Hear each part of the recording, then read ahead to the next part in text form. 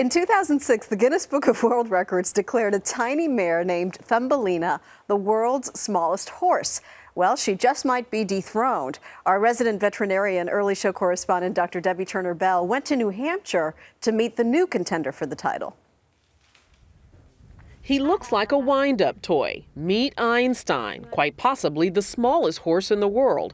At birth, he weighed a mere 6 pounds, the average weight of a cat, and stood just 14 inches tall. It was so tiny I had to hold him up to nurse because he couldn't reach his mother. Veteran miniature horse breeder Judy Smith has seen plenty of small ponies, but this tiny? If someone had told you 6 months ago, you're going to foal a 6-pound horse, what would you have said? Can't be done. Won't happen. There he is.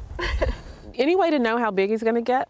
He's going to be small, but how small, I think, is the question. The average mini, as they are called, weighs 18 pounds at birth. Just look at Einstein compared to another mini foal who is just 6 days older. Less than 3 weeks old, Einstein is already an internet sensation. His YouTube videos have received more than 800,000 hits. He's like, oh boy, that sunshine feels good. And the little fella's growing fan base is learning what new owners Charlie Cantrell and Rachel Wagner knew from day one. I just absolutely fell in love with him. He's the most charming little horse that I've ever met. But love turned to fear 6 days later when Einstein developed a fever. It was terrifying. I was riding in that van holding him on the way to the doctors, and I was just, trying to fight back the tears. At such a young age, he couldn't fight off infection. But after a week of treatment in the hospital, Einstein is back home. He looks so good.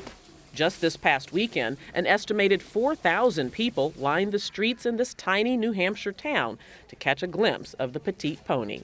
They adore him. They're so wanting to watch him grow up. There's nothing quite like that, being able to share that kind of joy. It's really special. I can't help but agree. Debbye Turner Bell, CBS News, Barnstead, New Hampshire.